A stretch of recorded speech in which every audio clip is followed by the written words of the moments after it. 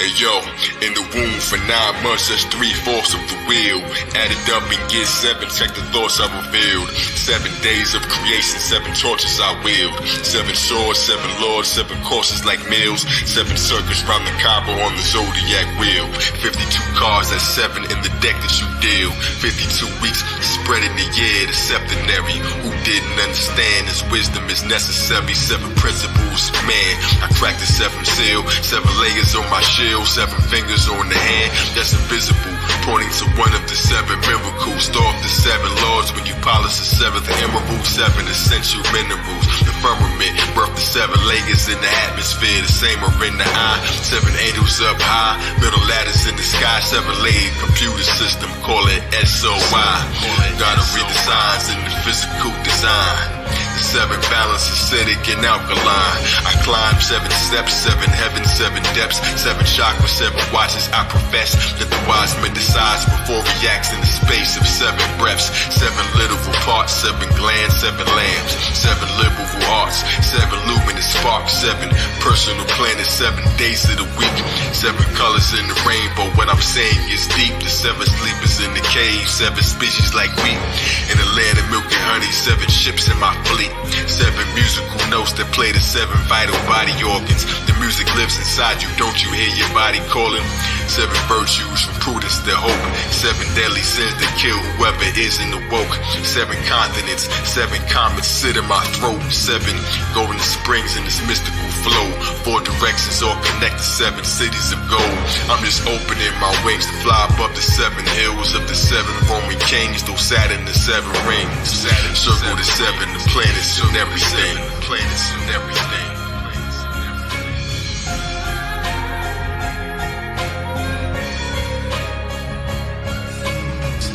Words from heaven, put a circle on my 7. A piece in my heart, a star in my crescent. A compass for my square. Master the 4 directions, navigate the 7 seas. I'm the answer to your question. Yeah, 7 thunders, 7 ancient wonders. Spokes on 7 wheels, 7 dwarfs in the slumber, 7 dragon balls. The most lucky number 7. 7 adept lessons, 7 perfect dimensions. Noah's Ark, 7 pairs of each creature. 7 hermetic laws, 7 breaths in the ether. It's over once my voice gets injected through your speakers. 7 in the sound, the heart is 7 pounds. Libra's the 7th sign, but let's flip it around. L is God and 7's L upside down. 7 Kundalini servants, the Bible is 7 churches. I write in prophetic verses, 7 oaths that I vow. 7 nerve centers in the spinal canal. 7 portals of initiation. Sa'at fair, 7 circumambulations. 7 golden lamps in the book of Revelation. 7 trumpets I blow. I fed the multitude with 7 loaves, fresh off the stove, yeah. Now let's begin. There are 7 deadly sins. 7 circles, 7 sorrows of the virgin I rode. 7 camels, while 7 shepherds carry the glow of 7 candles. My face is 7 exits, 2 eyes and 2 ears, 2 nostrils and 1 mouth to speak. 7 luminaries, the master the 7 seas. 7 candle menorah, light the path. Come and step this way, peace to the L's and bays that breathe in the stellar rays. I dropped the mic as God rested on the 7th day.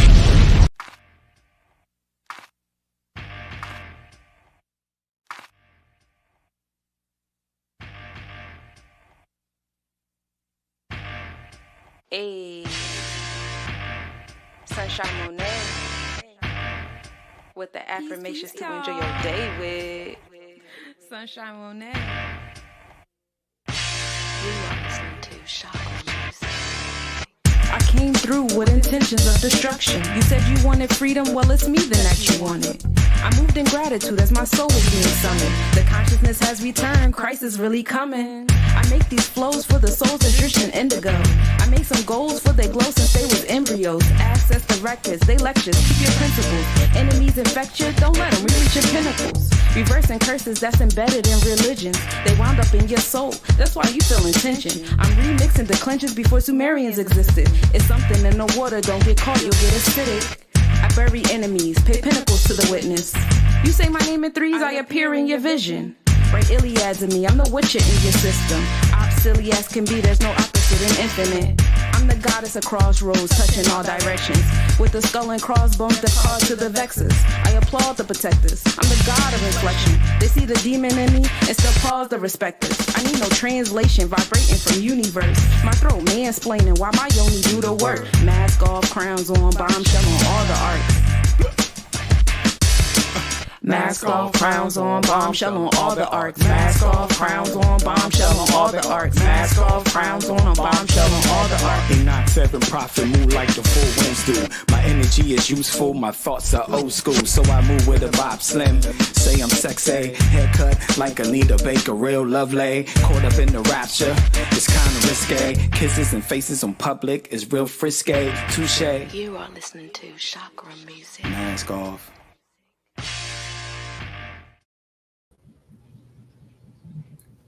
Real lovely. Okay? Real lovely. We here on Moon Day. This is Moon Day Motivation / Prophet Day / Sagittarius Day / Crescent Moon Day. And we here with the true and living God herself in the building. With the affirmation to help you get you through your day with okay. Hey. One I love with all my heart. You understand what I'm saying? The astronomical, astrological, master mother, the star seed gatherer, and the birther of minds that transcend space and time. Let's give it up for the one, the only energy awareness coach of the universe, Sunshine Monie. Thank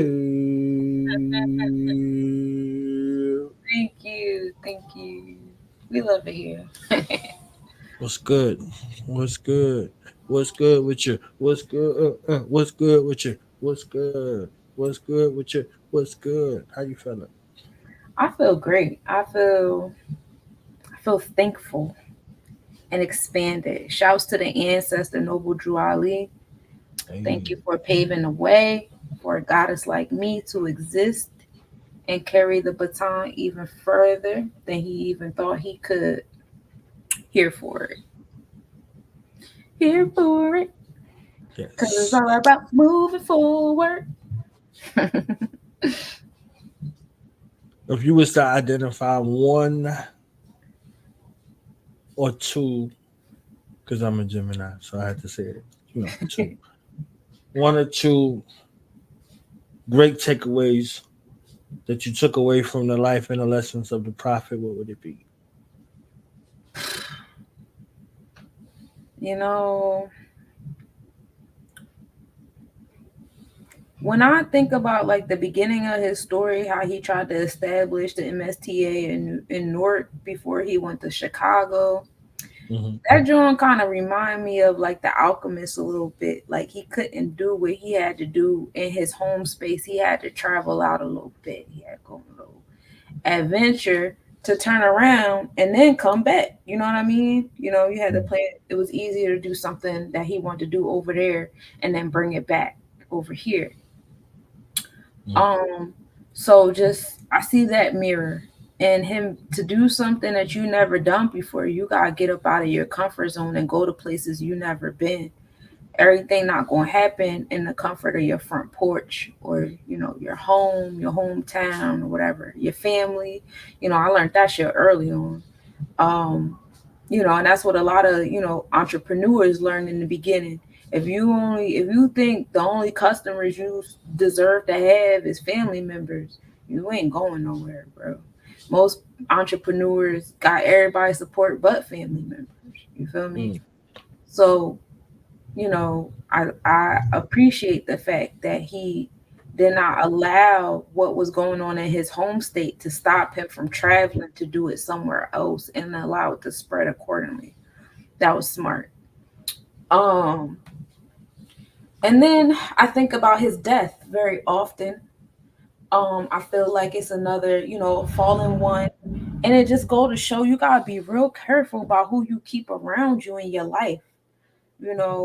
I feel like that is why a lot of the temples that we have out here today have the issues that they have when it comes to unity, community, and communication. And I ain't saying everybody, I'm saying a lot. and I'm in the New Jersey area, so I deal with the Philly temples and the Jersey temples, and they don't have a good repertoire over here.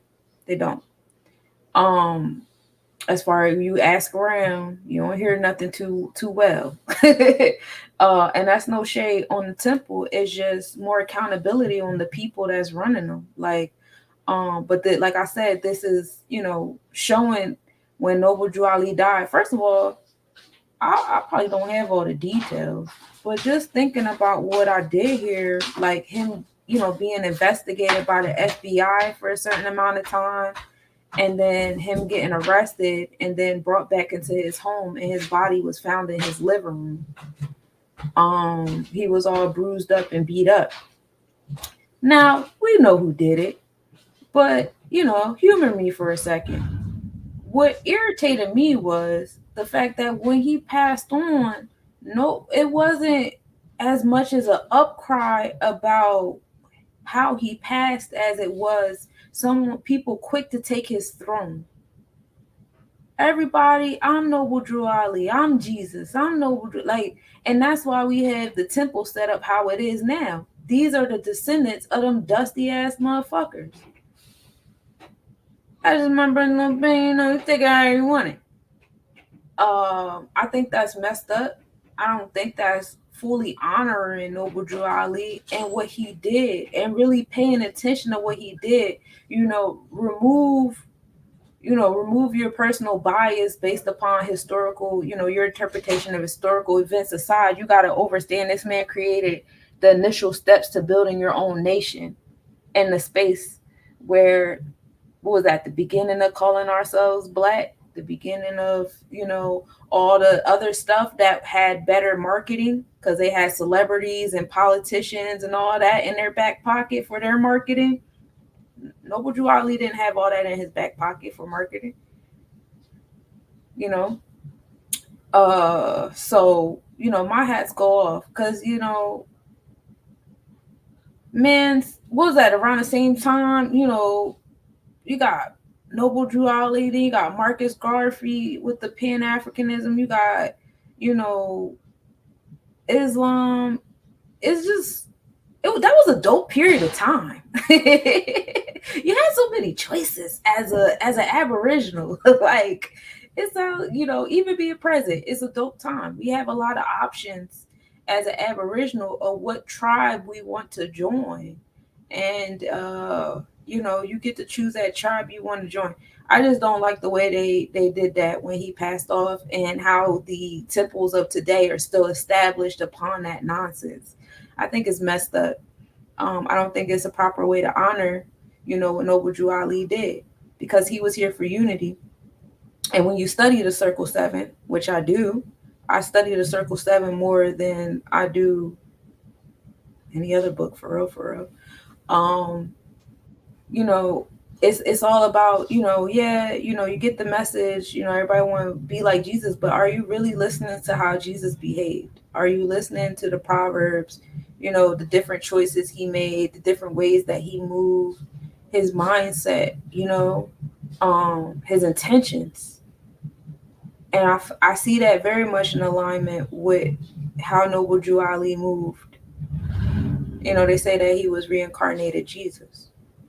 I feel like we had a lot of reincarnated Jesuses, and I don't think we do a good job honoring them. We want to keep it 100. As far as we talk about them all the time, but when it comes to passing the baton and taking the baton even further than what they did, I ain't knocking nobody because I can't see everybody in the world. All right, I'm just talking about my reality. I don't see nobody passing no batons and taking it further. We had speakers, we had authors, we had writers, we had psychologists, we had founders, right? They developed all these different organizations that we still benefit off of. Some of them are gone. But so now that the certain cornerstones and certain, blocks have been created, we have to start having conversations on how we can take it further, not keep repeating. We're still doing the same thing he was doing in the 1800s. You know what I'm saying? What are we doing to take it further? And that's where my mindset be at with these folks. Like, y'all just want to sit in a time capsule. And I ain't mad, it's safe there. We like safety, right? I'm used to church on Sundays and Bible study on Wednesdays and potlucks and community dinners and, community cleanup. I'm used to that. That's comfortable. That's safe. I was doing that in the church. So to come into the MSTA and be doing the same exact thing, that's safe. And then I recognize the souls inside the MSTA temples and stuff is still giving off that, this is where we're at and what we're doing. But if we know that, we're moving into, I like to see the younger people in the MSTA. They just need the older folks' guidance and knowledge and, a little calm. They need some calm, peace. And that's just my take on it. I got a lot to say, but I don't want to say it on this say wonderful it. day. This is a beautiful day. What you got to say. Certain mindset. I'll speak personally, my personal research and things on things like that. Because I can honestly say I don't know my lineage all the way back up to a Moabite. I personally cannot drag myself up to that. He came in on 9 and left on 9. He did. I love my 9. He came in on 1-8. He left out 7-20. So could they really do something? No, they really couldn't do anything. So despite it, the moniker that you carry is an identifier. So if you was the Christ, what do they do to Messiahs? Do they love him? Or do they betray him and kill him? Oh, yeah, they hate that nigga. But why was he surrounded? Jesus only had one Judas. Well, Peter. Peter wasn't shit. Everybody was there except for the women. But everybody that was there was a betrayer except for the women. The women went to go claim his body. Everybody else hid. They hid and they was on the run and they went back to work. So you think about that. So every one of those Christ figures, because I'm looking at a Christ figure, you a Christ figure. You see what I'm saying? So like it goes how it's called. When Muhammad went to the trap, because he was in the trap, he was in the middle of the trap house, Mecca, right? It's still the trap house right now, whatever they want to call it. And I've been there twice. So it's still the trap house, it's still slavery going on, there's still all kind of other shit going on. Muhammad was there like, yo, I'm shutting the trap down. That's basically the move that he did. He shut the trap house down because there was 360 gods. It was a god for each day of the year. And he was like, nah, we dealing with one God. Minds. You understand what I'm saying? And they're like, hold on, Muhammad. Oh, like, you cool and everything, but hold on, fam. Like, you messing up all of the trade route business that we get in for people coming in, staying in, partying, and turning up and leaving out. We messing with everybody's trap. So everybody went against him. So like you were saying in regards to the prophet coming to North and then having to leave and go to Chicago, North would be Mecca in this case, and Chicago is Medina. It's still called Medina by the gods. So he went to Medina, like Muhammad went to Medina, raised up an army, and came back. You see? So it still works in that space because you still have the enmity and strife that come along with this existence. It ain't in the people, it's in the existence. The people come into the existence. This is why they was talking about born in sin and shaped in iniquity. It ain't the people, it's the environment. You understand what I'm saying? So it's an environment and that's there. So now the people come into this environment and then all of a sudden a lot of them get swayed.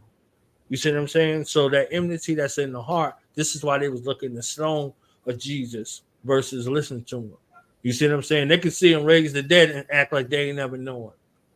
How many times did that happen? How many times did you impart something to somebody and they act like they never know you? They might leave with your shit and be out here trying to remix it. You know what I'm saying? They'd be like, yo, that sounds like a watered down, broken down, messed up, mixed up, fixed up version of mine. You understand what I'm saying? It was like you gave it out. So now because you imparted it, you don't got control over it no more. You gave it for the world. So If the world want to listen to the broke down, dusty version of it, then hey, more power to them.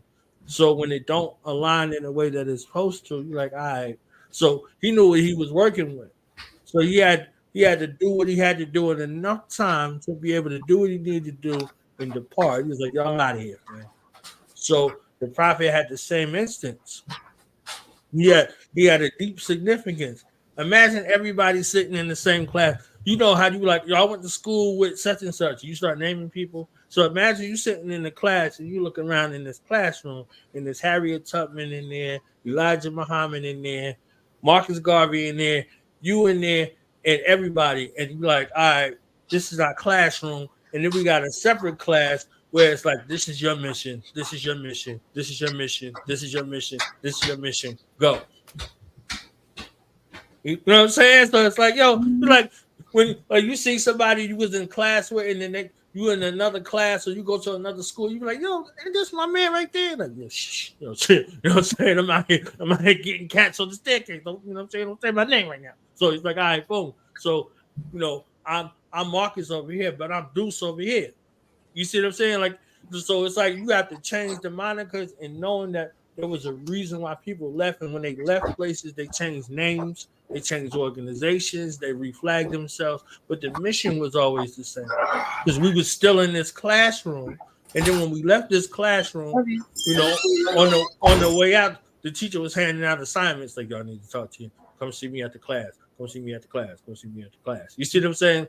So everybody had a mission, because if you completed your mission, but your mission as a whole, as a people, wasn't done, somebody else had to pick it up, and it couldn't look like the same thing that they was looking to destroy. So it's like, all right, but I thought this guy was a Catholic, and I thought this guy was a Christian, and I thought this guy was a Muslim, I thought this guy was an atheist. You ain't have, because you couldn't be able to stop any of that stuff that was going on. So everybody had to take seat and take root and go and do what they needed to do. You see what I'm saying? So it don't look the same, but it is the same. It don't look the same on purpose. So you can't destroy it all. You might be able to get some splinters. You see what I'm saying? And so just like they looking like, all right, after they get rid of homie, I'm going to be the next dude, or I'm going to be the next gal. And in those places in particular, they had the job of dealing with infiltrators and being infiltrated. So a lot of assassinations and assassination attempts happen in these two places that you named. You see what I'm saying? Like this, this is where you go get the motherfucker, the hitters. You go get the hitter from over here. This ain't the place where it's supposed to look like, everything is righteous. This ain't the righteous place. This is the righteous kill place. So if you need to go get a hitter, you go to this spot. You need to take some shit over, you go to that spot. You see what I'm saying? Because they coming, because that space of their level of involvement is this level.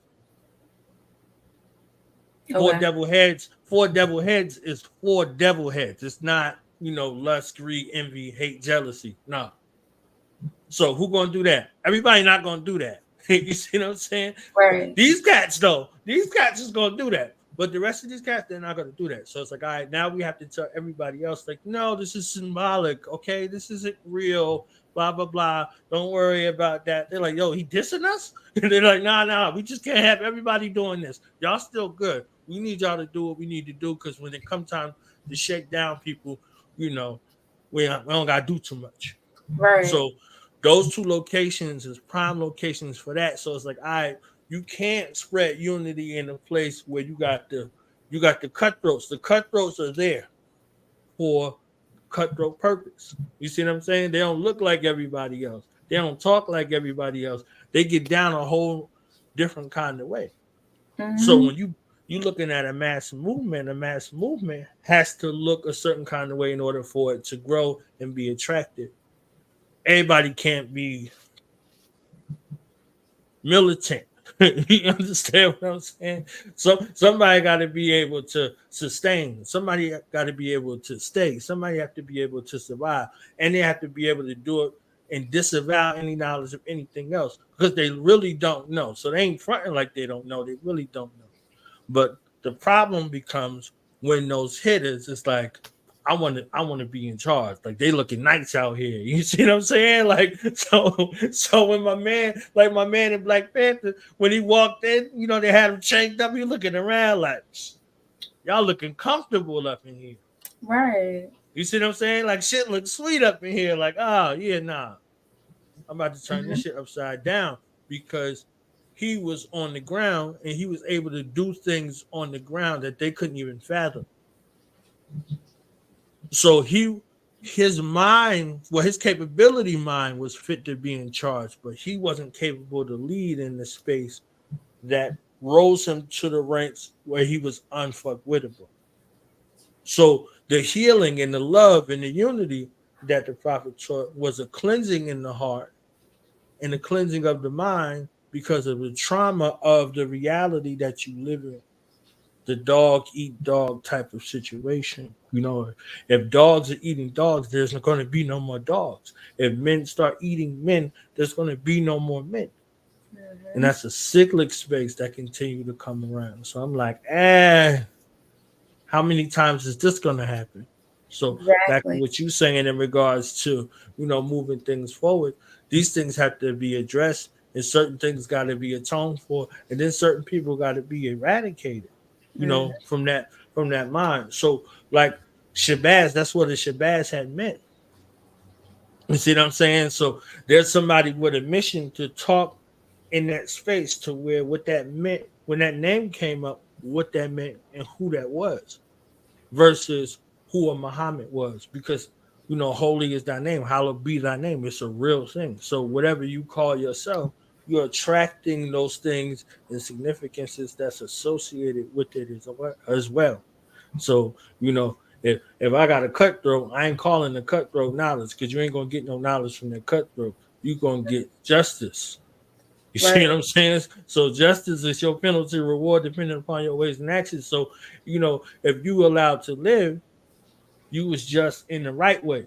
If you expire, your death is what the justice is. You see what I'm saying? So it works in them cycles and them spaces. So I'm like, for him to come in on the 9 and leave on the 9, he decided how this shit was gonna go, regardless to what it might have looked like. He came in on his own terms and left on his own terms. He born is to bring it to existence either physically or mentally. So what are we bringing into existence based off of what we had received? Those divine instructions. What are we building? What are we birthing? What are we borning into existence for what we have? So, you giving birth. So you like, nah, son, this philosophy sound good, but what we giving birth to? Right. What we gonna nurture? What we gonna walk and talk? Where institutions gonna come from it? And blah blah blah. Mm-hmm. And because that part was missing, because of the misfits, the misfits came into the midst and misfit everything. So shit is out of order, and they looking like, okay, we got the government. Isn't that what Satan offered Jesus? All of the world's government. So if you coming with a government,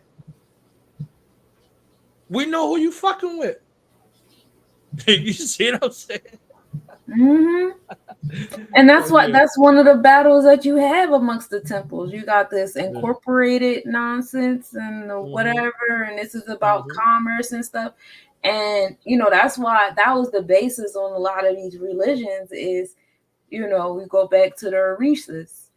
The whole thing about putting humans down here on a firmament was to make it a marketplace down here. They decided to make a marketplace down here and do things on commerce. So, a lot of Earth is a trap house. So, now you got all these different subcategory religions created to justify taking over commerce and having your own form of commerce and trade and social, social, structures and stuff like that. That's all what religion is for. It's just to control the money and control the people, the currencies. It's to control the currencies. That's why we have this. And I make y'all feel like y'all not real live beings. You either in the air or you in the water, but you ain't never on land for some reason. And that's where you're supposed to be. You know, when you get into, you know, becoming a national and things like that. But that's something for, you know, we can have that conversation later. I don't know how far you want to go there, but just talk about, you know, we gotta take the baton and move it further. Like you said, like schools. We should have schools. We should have hospitals. We should have, you know, Catholic charities got hospitals. Catholicism is the most dustiest. Mm-hmm. It is the most dustiest out of, I won't say out of all of them, because I'm pretty sure y'all could point something out a little bit more dusty, but Catholic is the most dustiest. And they got churches and schools, and nobody messes with the Catholic stuff. Everybody goes to Catholic charities, and they got homeless shelters. And Did y'all forget what the Catholics are based on? Do y'all forget their practices and what they do? Y'all forget the history of the Catholics, or we just not gonna pay attention to that because they got money? You know, at this point, Noble, you know, the MSTA was established in the late 1800s. At this point, we should have, it's been about 100 years. Yeah, it's been a little over 100 years. We should have close to something. We should have at least a Noble Drew hospital somewhere. And like I said, I don't see all over the world. I'm not as omnipresent as I will be later on in life. So if y'all can correct me, please do, because I want to know that it exists. I'm not comfortable with saying that it doesn't. You understand what I'm saying? There should be schools. We should have land. We should have states at this point. There should be spaces. And that was, well, first of all, that's not what influenced Less Nobodies. What influenced Less Nobodies was the Methodist Church, because I grew up in a Methodist, African Methodist church, and they move the way the temple is supposed to be moving. If the temple had more women, is that the solution? Or at least more communal men, you know, just more communal energy, period. Then, you know, and again, correct me if I'm wrong. I do know that they have, you know, their events in November every year in Chicago. So I do know that there is some level of unity happening to a certain level of extent, but I don't see as much influence with this as I see with the NOI or with Catholic charities or with Christianity or, you know, all those things. And I feel like, you know, what Noble Drew did for us is way more important, because he brought us back to our indigenous self. He brought us back to our biblical self. He did the work. He did the work and brought us back to where we're supposed to be. And we still allowing, you know, mainstream media to tell us who we are and what we like and what we don't like, and reducing us to labels that just don't make sense in certain conversations. It just doesn't make sense to use certain kind of labels on yourself. If I'm in a courtroom, I'm not calling myself certain kind of labels, bro. If I'm in you know, certain offices with certain kind of people, yeah, y'all not gonna get me to call myself that, bro. Like I know who I am in certain kind of rooms. I gotta speak a certain kind of way. I gotta speak these spells. And like learning about the MSTA was, you know, like a push for me to keep going in that direction. But yeah, I just, you know, there's room for expansion here, and I would like to open up more conversations on this. I do see certain people, like the NOI had bought a bunch of land up in Atlanta, right? And they were, you know, financing land out to people for like $3,000. That's dope. You know, how many temples do we have across the states? You know, and people are, I remember when I was in a temple in Philly before, I don't know what the fuck happened over there, bro. It was just a whole bunch of drama. But before all that stuff happened over there, you know, I remember, you know, we all had to pay dues. Like every month, you know, the MSTAs had to, you know, the members had to pay dues to the temple, and those dues went to the headquarters. So what are we doing? What's happening? Where's the Treasury Department? Where's the cabinet at? Like, we have to have these conversations. It's not to, you know, stab at anybody, but hey, enlighten me so I could tell people. I got a lot of people that follow me that would like to know, and I would like to have answers for them. So if somebody can correct me, I'm here for correction. I'm cool. Like I said, my vision is small. I'm in Jersey. My vision is small. And then after a while, I just stopped looking into it because I got tired of the bickering and the back and forth. You know, I will say, like at the MSTA 11-1, shouts to Angela Thurman Bay. this was my first time. This is not my first time seeing a woman in the pulpit, but to see this woman, it was my first time being in the MST, and I saw her in the pulpit. She preached at the MSTA 11-1. And her message, I still carry with me every day, because it was just like phenomenal to walk in and see this woman and how powerful she was and how she was talking and how the men had to stand up when women speak. And it was just like, what the fuck? What did I just walk into? This is amazing. I love it here. I had to wear all white. And then my sons, especially my oldest, he just went in and he just felt at home. It was just like, whew, we love it here. And the message she had was, God don't know good or evil. The universe don't know good or evil. It's not about good or evil, is up to you. I could steal from somebody right now because my kids is hungry. In my mind, I did the right thing. My babies is hungry. I had to steal. But if I stole from you, in your mind, I did something wrong because your kids is hungry. So you trying to keep your resources. You know what I mean? The universe don't give a fuck about either one of our point of views, because the universe don't think either one is good or bad. The universe goes where it's called. If I called on the universe to help me to do what it is that I was doing, then it's going to help me. Now, if you called the universe and said, hey, help me protect my belongings and stuff, then it's going to do, then the universe is going to help the both of us. And, you know, may the strongest caller win. And that was like the you know, just the gist of her message. And I carry that with me, especially now, watching the news. I don't watch the news, but if y'all watching the news, like, I don't know what's going on in the world, and I don't care. You know where I'm at right now? I really believe in my spirit that none of this shit is real. That we are literally allowing some weird group of weirdos that just make a bunch of stuff on the TV screens, the computer screens, the phone screens, and all that. They just be like, oh, what kind of news story we gonna come up with today? Now, I'm not saying all of them are fake, but a nice chunk of them are not. And they just want to see what we gonna do. That's it. Like, when you think about it, there's a group of people that you never met before. Your parents never met before, your grandparents, nobody anywhere in your neighborhood. Y'all ain't never met these hoes. But yet somehow they keep making laws that control your life. And how do they get away with that? Because you're choosing to submit. You sat there and watched that shit on the screen and started sharing it. You made a video about it. You started talking about it to your friends. Everywhere you go, you're talking about it. You're living like it exists. You're making it exist. Now you're making it so other people around, especially if you're the head of the household and everybody in the household has to listen to you. So now you're making other people move like it exists. Especially if you're a manager or you're an entrepreneur and you got employees, now you're going into the business or your office or whatever, and you're making it exist there. Or all of y'all going to Walmart because some shit y'all seen on TV. Now y'all making that shit exist at Walmart. Now y'all making that shit exist at Home Depot. You're making that shit exist at the mall in Miami. Y'all are making this shit exist. It is us. We are the currency. We are the projectors, reflectors, manifestors, whatever the fuck. I don't know what the fuck these folks is behind these screens, but the only people I see for real is y'all. I don't see them motherfuckers.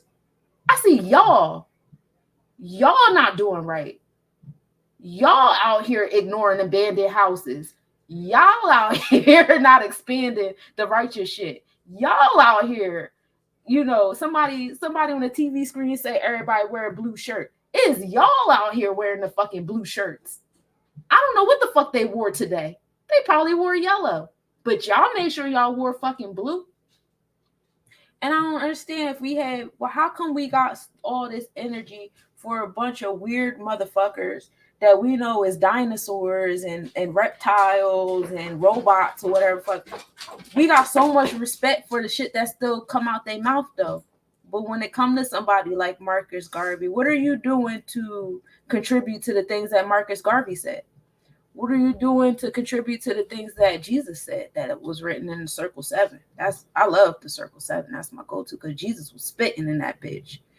What are you doing? What are you doing? You know, Farrakhan been doing this shit for decades. Are y'all expanding or are y'all still opening up more temples and churches and talking? You know what I'm saying? All them people that be in them temples, I love to see my beautiful men up and down this sidewalk with them suits on and them bow ties, and they be out here handing out them newspapers. I love it out here. They be having the trucks and they be playing their podcasts on the truck speakers and shit. And one time, one of them gave me a newspaper. All right, I had my horns up. You know, I'm a Mercurian. We got horns for a reason. And I'm like, thank you, brother. I appreciate this. You know, I'm in the MSTA. I still rock with y'all. Islam, whatever. At that point in time, I really was active, you know, with the temple and stuff like that. I'm not that active anymore.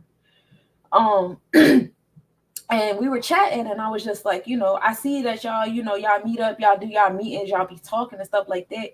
And I was like, but you know, out here, you know, the biggest cry for these people is housing. I don't know if y'all realize how bad housing is in New Jersey.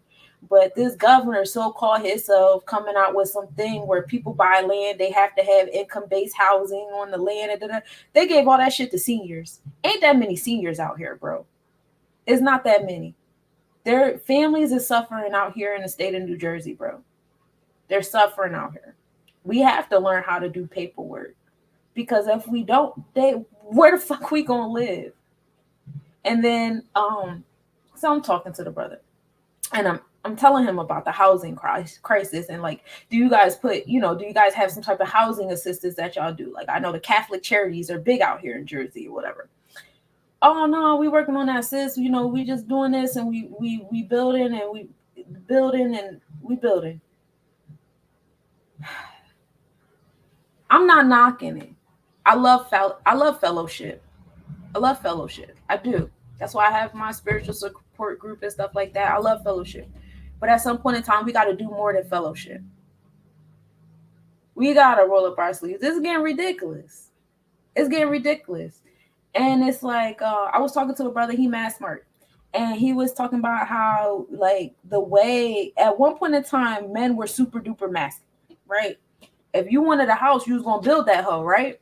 If you was hungry, you was going to go outside and get that shit. Men were super duper masculine. And women were super duper feminine. We was out here controlling the wind and shit. We was teaching the kids. It was what it was. What happened was now men don't have to be masculine to have their root chakra fulfilled. Men can have the most feminine occupation. Cat Williams was talking about it heavy the other day. You can have the most feminine occupation and still have a sturdy root chakra. The masculinity, the first level of emasculation was telling y'all not to hunt no more. Telling y'all not to build no more fucking houses. And now to ask a man to do that, he'll look me up and down and roll his eyes and walk away from me like a bitch that he is. That's not okay. That's not the fuck okay. And that's why we can't go nowhere and get nothing done. Because what can you do? What can you do with these hands? It's kind of difficult to grab a baton and keep running with it. If you don't know where to run, we just gonna keep running in a circle. We just gonna keep fellowshipping in churches. I want to do more than that. We got to do more than that. We got these kids and we getting smart.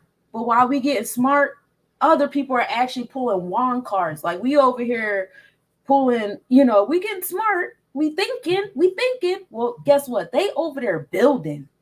They over there manifesting with their hands. We over here thinking all we got to do to manifest is sit here and hum. Manifest. Man-knee. That's hands.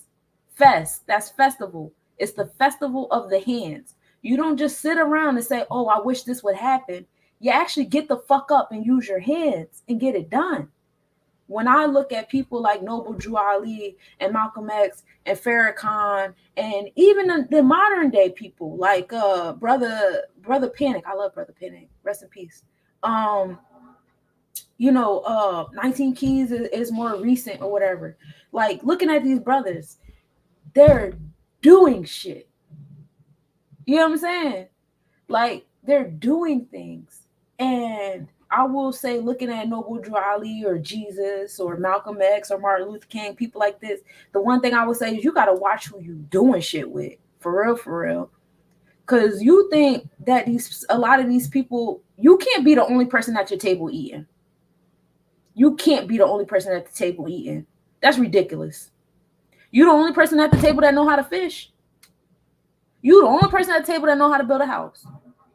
So I think that's an ego thing. Like, especially with like certain kind of people like to complain about how they do for other people. All I do is give, and do. I got people like this in my family. They love to complain how to give and do and give and do. Nigga, that you do that for you. That strokes your ego to give and do for other people. You like to be the top of the pyramid. I don't want to be the top of the pyramid. I want to be at a circle.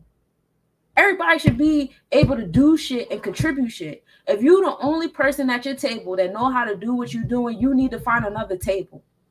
Because where the fuck is your support? All them people looking at you and they hungry. Just the way all them people were standing around Noble Drew Ali like, wait till this nigga die. I'm going to be the next. Watch. Just like Knowledge was just saying, bro. They all was plotting. Everybody was plotting. You want to know why? Because Drew was the only motherfucker at this table eating. Yeah, y'all got steak too, but nigga, I got the steak. This steak is from the Tyrannosaurus motherfucking Rex, bro. Like, you can't have a table set up like that and think nobody gonna stab you. Ask Caesar. Like, everybody finna run up on that ass.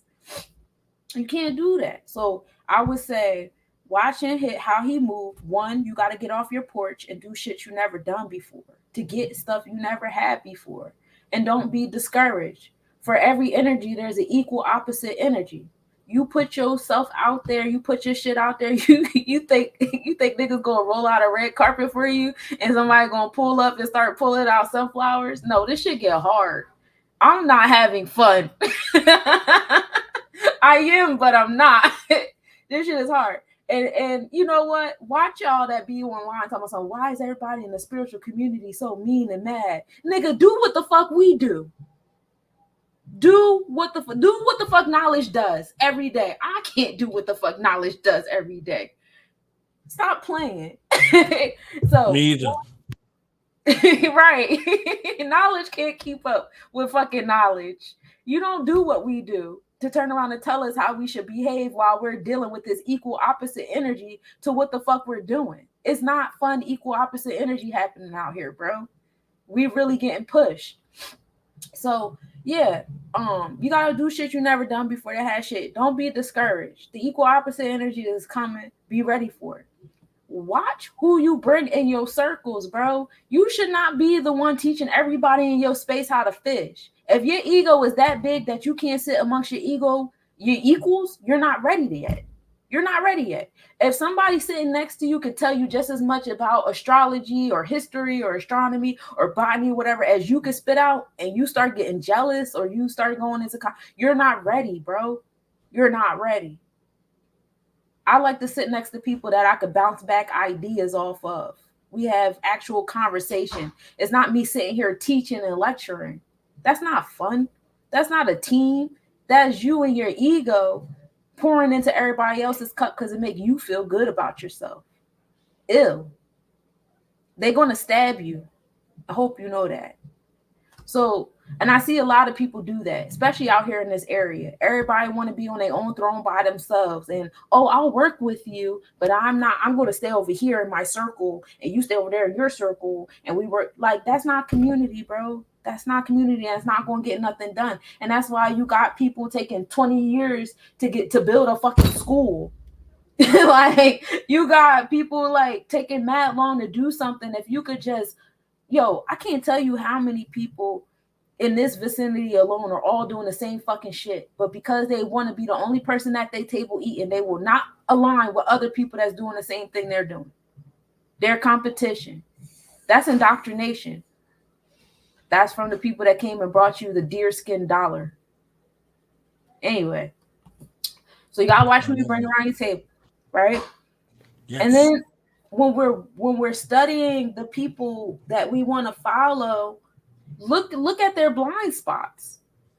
Look at their blind spots. Look at what they didn't do right. Look at where they stopped at.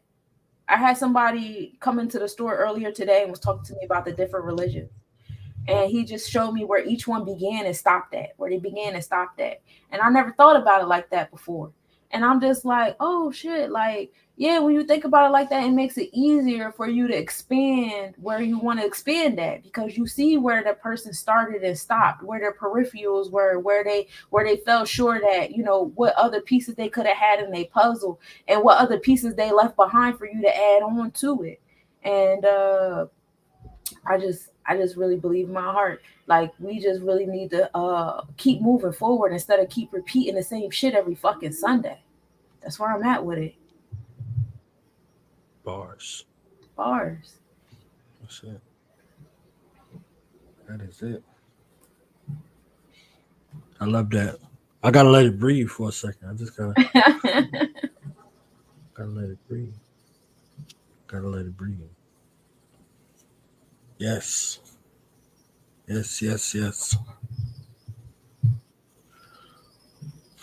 So important. Y'all see the blessing that she is? You see what I'm saying? I see the blessing that she is coming through with all of the love and all of the correction.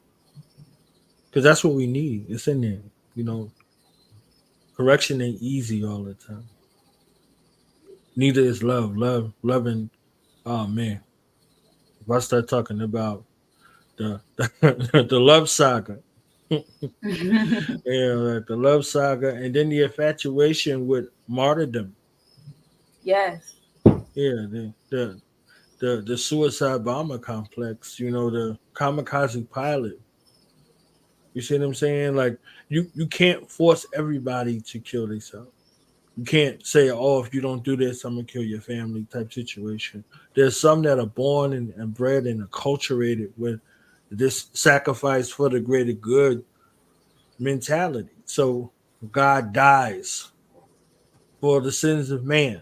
God continues to come in and live and die for the sins of man, and man continues to do man shit. You see what I'm saying? So, like, that cycle never ever gets broken. It just continues. It's like, all right, boom. All right, how many times? So now it's a point to where God, like, fuck it. I ain't dealing with this right now. I'm gonna go chill somewhere. They're like, God, you chilling? She like, yeah. He like, yeah. Fuck y'all. Y'all don't fuck with me. I don't fuck with y'all. Like, you see what I'm saying? So it's like, hey, like, how many times we gonna do this? You know what I mean? Like, so that joint comes and it becomes something that continues to go on and on and on as this existence goes. And each time God comes back to the earth, it gets harder for her. It gets harder for him. It gets harder for them. Because the fact that you're showing up here is that there's something that we ain't get right. Right. What you mean? God didn't get it right? Yeah, that's all. That's the only thing in existence. So, that's it. That's the only thing that exists is God. So this family of God, it's like, all right, I'm gonna send this one, I'm gonna send that one, I'm gonna send this one, I'm gonna send that one, I'm gonna send this one, I'm gonna send that one. So all of these gods coming to the planet in this reality, they're looking for a way to perfect this reality. And this is the test. This is the test. You see what I'm saying? So it's like, he said the brother came and talked to you about this, and this. We can do all of that. We can tell you if something started and stopped, but we still don't know how to treat ourselves. How do you treat yourself? You see what I'm saying? Like what's your relationship like with self? So we could do all of that and neglect self.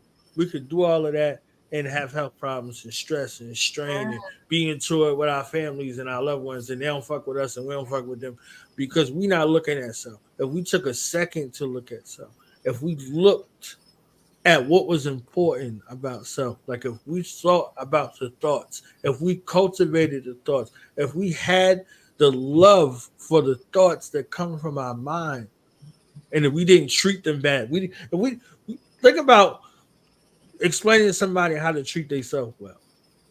This is every prophet, every messenger that came. They came to and oppressed people. The oppressed people forgot who the fuck they was, and somebody had to come remind them. And they was good, and then they was like, "Fuck this prophet, let's kill him. Fuck her, let's kill her." You see what I'm saying? Like, I could do it better. You see what I'm saying? Like, so it's like you learn this lesson about teaching people reminding people how to treat themselves. Be good to yourself. Like, somebody will fight you. You want to love them, and they want to fight you for loving them. They mad at you because you love them. You see what I'm saying? You care for them. You take time and attention, and you bestow these things upon them, and what they give you back in return is everything else. This is what it costs to love them. You see what I'm saying? This is what it costs to raise them. This is what it costs to be a custodian, to be present in their life. It comes with a cost, and the shit ain't easy. And you have to decide within self if it's worth the sacrifices of things within yourself to deal with they self, because you're dealing with yourself. You see what I'm saying? So that comes, back and forth in regards to that when you look at that. You know what I mean? Like that example you gave with the brother, that brother that's out there selling that paper ain't a decision maker. He get up and sell them papers. That's the only fucking decision he got in that space. He get up, he go sell them papers. He got a quota. You say, okay, I make this much. I'm able to take care of my family. This much got to go back to the organization. He in a military organization that he volunteered to serve in and go do his work in. So the inner workings in regards to how these other things go, now he's there to be a recruitment tool, an example for people to come in. And as you progress through organization, because if you're in that space, you'll be able to see whatever's being done. Whatever's being done is being done in secret. Whatever's being done in the public, he's the greatest ambassador for it. So if you go to Walmart or you go to Target, the people who work at Target ain't the same as the people who work at Walmart, but they are. The wages is about the same, but what's their connection or their quality of life to the organization that they are part of? This will show you what kind of ambassadorship they have going on. So if they if they at Chick-fil-A talking about my pleasure, something, whatever the case may be, these are all of the eyes. This is all you're going to see, and this is what you're going to associate your experience with the organization with, based off the people that you saw.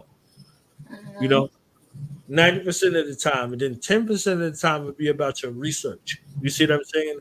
And before now, it used to be 90% about what you research and 10% about what you saw. Now it's 90% about what you saw and 10% what you research. So when you go to look at research, you out there, you see all this mixed up, fixed up, convoluted information about the organization, depending on the standing and how they want the impact to be out there. So, because organizations put out misinformation also, and it ain't just the enemy all the time. You see what I'm saying? So, if they don't want you to know certain things about their organization, they're going to put out misinformation. That came from the plantation. So, if you got sent into the house to spy on the house and bring back intel, your job was to go in there and do reconnaissance and then come back out and report what was going on and then go back on in the house with misinformation. Bring them misinformation. Oh, they said some people said they was going to run away at this day at this time. You see what I'm saying? So one time it had to be credible. So somebody had to be consulted like, yo, this shit got to be true once. So that's how the game go. But every other time it wasn't true. Or sort of insurrection. So it has to work in that kind of way. Now they working on things on a need to know. Like, this need to know in all of these things. These things, they work in certain spaces. They just don't work in every place, especially in traumatic situations. So now you start to cover up things that's supposed to get worked on and dealt with because everybody thinks we're operating in the space of secrecy and silence. So now you got the trauma, the drama, and the savagery going on, and it's treated the same way as things that are sacred and not for the public. So then we say no snitching. You see what I'm saying? It's like, yo, no snitching. You see what I'm saying? So the predators can roam in the same space where things are sacred and get the same kind of passage because nobody's supposed to be saying something about some shit that everybody know about. So they like, oh man, y'all on some bullshit. Y'all don't see this shit happening. They're like, shh, yo, chill, yo, what you doing? Blah blah blah. Like, nah, this isn't the shit we're supposed to keep silent about. Our plans, our moves, our plots, and all of those things is what we're supposed to move in silence about. This other shit we're supposed to eradicate. Right. And then how you eradicate some shit you don't know about. You don't know about it. Nobody say nothing about it. You don't know what happened. How the hell can you do something? You see what I'm saying? Mm-hmm. So these things get mixed up. So this other part in regards to going back to that part about self, like that relationship with self, it goes back to you and how you see you, and how you see you determines how you see the world around you and how you interface in that world. You know, so we came from generations of men who built things. You know, they built those things, and then they gave birth to young men, and they didn't have to do anything. They didn't have to do anything. You see what I'm saying? Like they didn't have to build a house because the house was built and it was left generationally. So they didn't have to know what it took to build a house. This is why they could sell the fucking house, because somebody came along with some money, because they didn't have to build it. They're not connected to it. A generation or two away from no connection. So they can sell their grandmother's and grandfather's house because they ain't have to struggle. They ain't have to scrape. They ain't have to do none of that shit. There's no connection with them to the house. It's an inheritance. So what they do in inheritance, what that shit say, they squander inheritance. You see what I'm saying? Yep. So you in your mind, you like a good man leaves an inheritance for his children to the 7th and 10th generation. So you looking to build that. And then the generations that follow have to be put into a space to where they understand the sacrifices and what it took, and then some kind of structural space for them to be able to operate in, so they don't squander everything. So you don't lose everything, because that becomes your legacy. Your legacy is you see what I'm saying? So they know how to do that shit. They know how to do that shit, and then they can cut up a chicken or cut up a goat and sacrifice some children, and they'll be all right, because that's where their moral compass go. Their moral compass go to whatever the fuck that is right there, because their culture affords them the opportunity to say, we did all this dirt, we need to do a clean off. Yeah. So they clean off look on depending on who they go sit with and how much it costs, because it costs. So, okay, what's the sacrifice? Okay, what they call that shit? Collateral damage. Or they call it the price of doing business. Just like, at the end of the year, you got to settle up your tax debt. You understand what I'm saying? You've been doing business. Oh, you've been getting money all year? Oh, yeah, let me see some of that.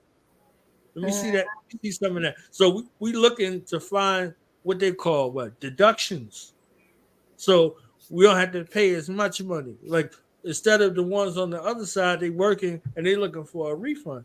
The ones that's in business, that's handling the business, they looking for a way to pay less taxes, and the people who are the employees, the workers, they looking for the highest amount of things that they can do to get a refund. So you pay so much into it. We trying to see as much as we could get out. So when we look at self in that way, we're not looking at self in the way in regards to how we putting this together generationally. We looking at this momentary lapse, or this moment from moment to interaction versus a holistic approach on how this is. Every decision, every thought, every determined idea, every aspect of my being is associated with how my next 10 generations is going to work.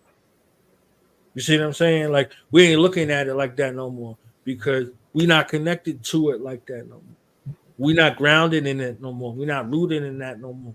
These used to be all about decisions. So if we had anything to remind our future generations of, is that connection. So they made sure that you don't know who you are, you don't know where you come from, you don't know where your land is, you don't know where none of that shit is. You just scurrying about this and that, snatching up anything that come along to you, and off everything that comes from you, because if you don't know who you are and you don't know where you come from, what they always say, you don't know where you're going. Yeah, So you don't. you're gonna give birth to people who don't know where they're going, who's gonna give birth to people who don't know where they're going. And they're gonna say fuck you and everybody who came from you. And then they're gonna be looking for anything and anybody else other than self to deal with and to interface with, to trust and support and to uplift at the expense of self. So the shit works like that. I agree. Need more like organized and constructive communication. I do like to talk, to teach, but we need constructive communication. A lot of people, we get lost in this, sharing information and knowledge, and it's important. I will say I'm very grateful. I feel like it's so intentional how I was raised. But I'm great. I'm very, very grateful for my upbringing. Like my dad is the historian on that side of the family. So living up under the historian, I always got the first word of what was what and who was who and all that stuff like that. So, and then I was up under my grandma, my Nana, a lot. So I got to hear all her stories. And she was born on a plantation. And her mother was born a slave. And my Aunt Eliza was born a slave. She died a couple years ago. She was born a slave. And I got to see my great-great-grandma. We all was in the same church. And she, too, was born a slave. She died about maybe 10, 15 years ago. And she was 100 when she died. You know what I'm saying? So, like, I got to sit up under these women and these men and listen to their stories and listen to what they went through. And it did generate an appreciation in me for what I have to do. I don't talk to my side of the family too much like that. I am one of them folks, and I had to do that for me because I had to focus on me and what I need to do. I feel like I got the knowledge. There is room for more knowledge, and I do still talk to everybody every now and then, but I'm not as engulfed as I was because it's time to, I have my own children now, and I have to show them certain things. I gotta, y'all go visit grandmama and y'all grandpop so that y'all can get the stories. Because I think it's a blessing that my Nana is still alive. Shit, my grandfather's mother is still alive right now, and she got to meet me and my son for the first time last year. And so, things like that is very important because it does give you direction on, where you're going and what you represent. When you lose the names and the faces of your ancestors, you don't even know what you're representing. You don't even know, like a lot of people get upset, like, oh my God, I can't believe I do one thing and it represents the whole Black community and da da da da. Well, yeah, you represent a tribe of people when you go outside and you do your one too. You don't even know who you representing or why you represent them because you allowed yourself to disconnect without knowledge. I love my connections and knowledge because I can sit here and say, okay, at my 33 years living, I could tell you exactly what my parents were doing at my age. And it brings a sense of awareness and admiration. You know what I mean? Like, dang, when my mom was my age, they had 5 kids and a grandchild. Like, bro, I only got 2 kids. Like, yo, like, it's just a sense of like appreciation. Like, geez, like that's what's up. Like, this is something to admire. This is something to see and experience. And we should do that not just on the familial level, but also on a cultural level. Like coming back to Noble Drew Ali, like really pay attention to the stuff that he went through, the different conversations he had. There's a lot of FBI files on the temple and his different movements. It's a lot of writings and publications on him and stuff like that you guys can look into. Like, really like pay attention to the things that he had to go through and stuff, because especially if you're in the temple and you find yourself being a big representative of the temple and stuff like that, like it should give you a level of respect for the people. You know what I mean? Because Noble Drew, he didn't have to do all those things for the people. He could have just helped himself. He could have easily just wrote his name on that paperwork and did that shit for his personal straw man. He didn't have to do a whole thing that he did and set up a whole foundation for multiple people the way he did it. So we have to understand, like, that was a big deal. That was a big selfless deal. You know, that's something that a lot of people don't even think about in today's world, because everybody's like self, my wealth, my kids, my family, me, my. You have a lot of people in today's realm that's supposed to be representatives of the temple that's out here robbing people for money, claiming that they helping them with their birth certificates and stuff like that, and this, that, and the third. And it's like, that shit not cool. It really don't cost that much to get that stuff done. It really don't. And I had a few people coming up to me. I just need to start my own temple. Y'all already know I'm trying. Y'all already know I'm trying. I'm on the way. It's just I'm a knowledge hoarder and I have to feel 100% comfortable. But I did the steps already. Like, I have the land. I'm an ordained minister.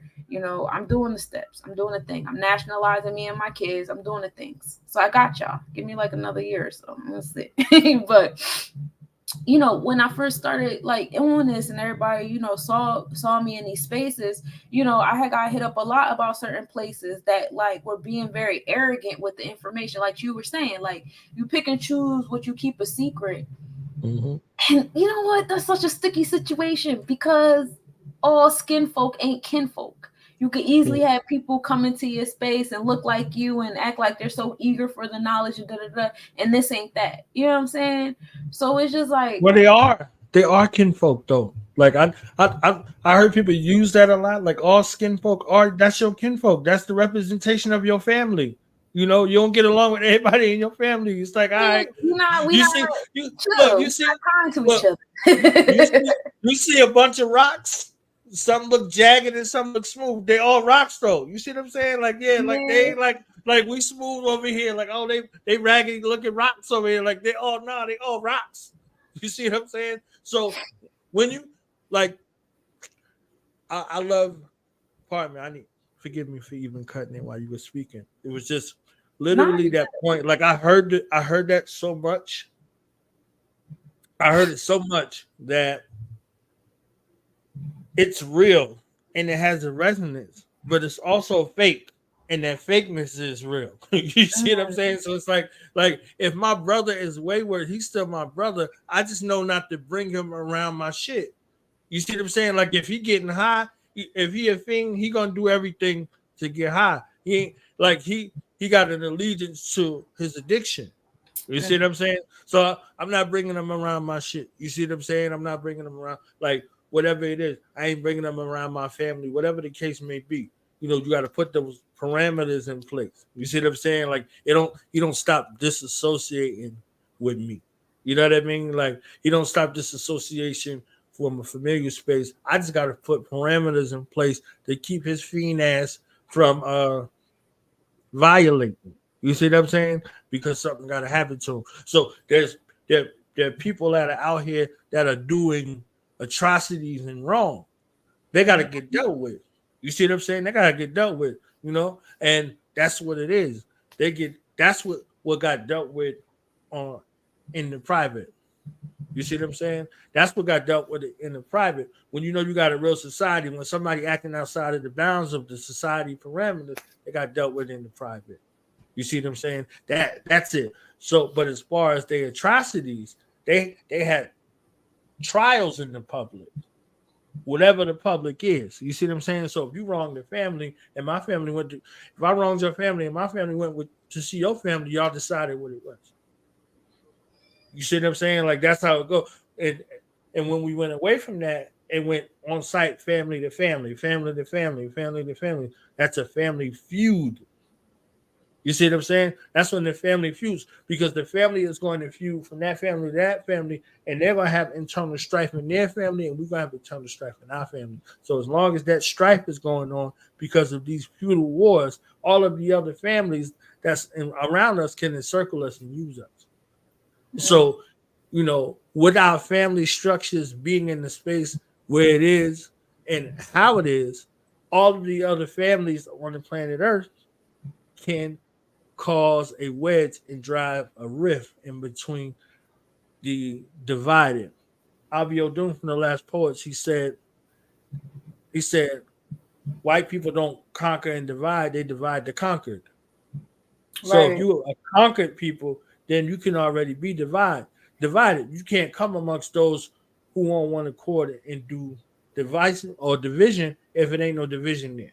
You see what I'm saying? If we got beef or some contention or some strife or there's one of those other things, it's easier to come in versus, you know, we could look like we arguing, but that'd be a trap for you to come in here to try to get in between us because we gonna whoop your ass. You understand what I'm saying? And go back to arguing like ain't nothing happened. So don't confuse that for that.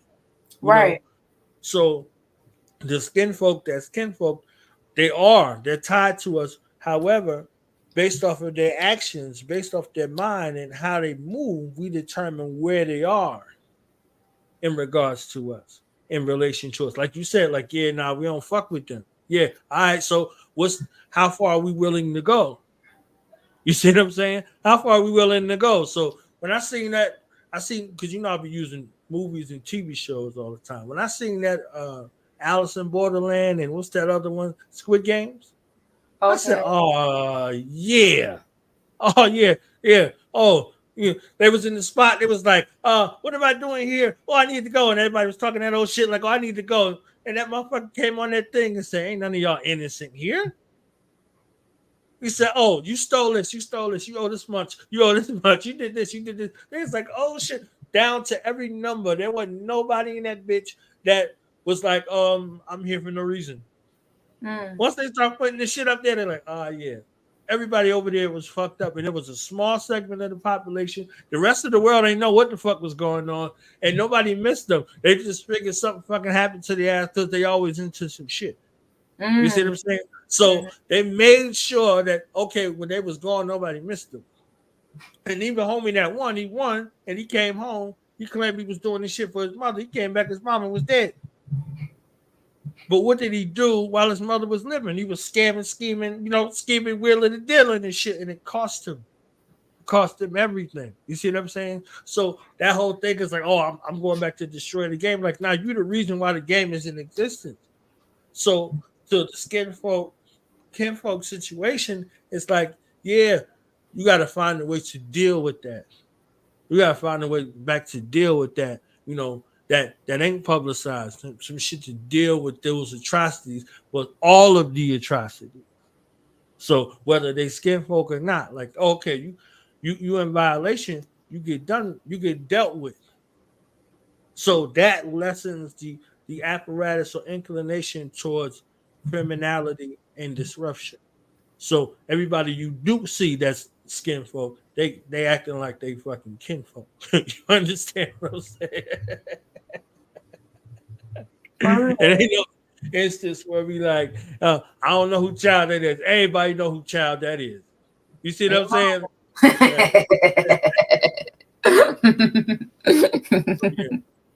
I feel you on that. I just wanted to speak to it because it was you speaking, and your words is powerful. I don't care what bums say. I care what God say because that resonates, and that get pushed around, and the next thing you know, it's a billion people with the same thought because God said it. You see what I'm saying? Like, yeah, y'all know all kinfolk ain't kinfolk. They're like, oh yeah. Fuck these motherfuckers. All right, yeah. That first part is right, but how we gonna get them back to being kinfolk? Can they be kinfolk? If they can't be reformed back into kinfolk, then they need to go somewhere where nobody needs to know. So. Yeah, that's what I do. I pull out my Edward Scissorhands and I snip. I cut cords real quick. I ain't never cared. Sometimes you guys, we believe in exiling. I'll exile somebody real quick off my motherfucking island. Right. Where the fuck you Thanos send the motherfuckers to? You see what I'm saying?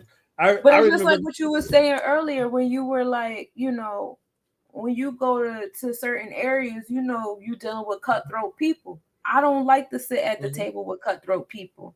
I like it when cutthroat people come to me and we exchange plans. I give them the knowledge. They let me know, hey, yo, I'm letting you know you got some goons over here. Like, I do have people in my space. I do have goons. I don't chill with them. You won't catch me hanging out with them hoes, but I love them and they love me. And I know I got goons. So you play with me if you want to. I can have suits at your door. I can have white robes at your door. I can have ski masks at your door. What you want at your door? But I don't parlay with these folks, and they don't parlay with me, because the details to our existence, you know, a head is a head, a toe is a toe. I respect my location. You know what I'm saying? I can't be down there with the toes chilling with them, because that's not where I belong. Yes, and you get and I don't think one place is better than the other. I feel like they both mad important, because have you ever seen a nigga without his big toe? Bro, shit crazy. He not going nowhere. He not going no fucking where till he get a fake ass toe. So no place is more important than the other one. No, I don't, even in my space of like, you know, staying in my place and not socializing with everybody in my lineage, I still don't see myself as better than anybody. I still see myself as, I still, like, the love is still there. My attention is just not, because if I put my attention there, look at how far I've gotten in the last 360. This is the farthest I've ever gotten in life, because I pulled out my Edward Scissorhands and I learned my place. And I stay in my place now. And my place doesn't intersect with a lot of other places the way they used to. So that's another thing. But like you said, everybody got their place. You got the people that's in the office. And you see that, like, when you look at the equal opposite energy, like, you got to know your enemy. I love The Art of War. That's another great book. After y'all get done reading The Circle 7, I need y'all to read The Art of War. Because if you don't know, and I'm not saying learn your enemy for y'all to be doing all this fear mongering shit that y'all be doing. I can't stand that shit. I don't want to hear that shit. I'm saying learn the chess moves. They've been making the same chess moves since they've been over here. They got money, they got clowns, and they got a fake government. Those been their three main pawns since they've been here. They came over here with that fake ass deerskin dollar. They had the Continental. Now they got the Federal Reserve. Now they doing a whole bunch of cryptocurrency shit. They kill everybody that gets in the way when it comes to the money. You want to know why? Because money is their top spell. That's the most powerful spell they have over everybody, is the money. That's why everybody dies when they try to touch the money. You can touch other things.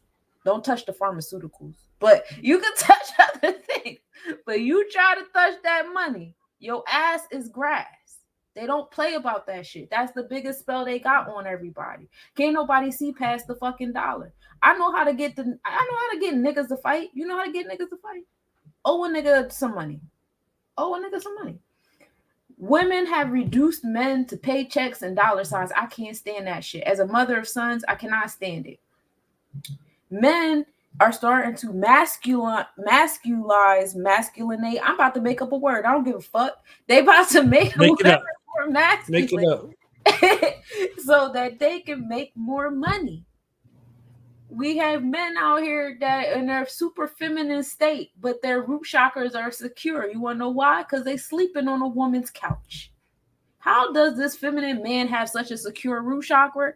Whereas I'm watching these queens out there here, their root chakras are shaky as shit, and they trying their best. It's weird out here. But that money is the number one spell they got. A lot of, even the spiritualist people, you got a lot of false prophets. I won't say they false prophets. I feel like they misguided, because they still not seeing past the spell of money. They still say, oh, you're not supposed to be a broke spiritualist. Being broke does not equate currency.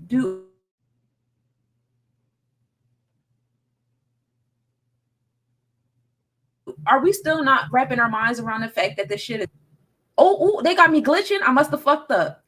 We're not there yet. They about to get me, y'all.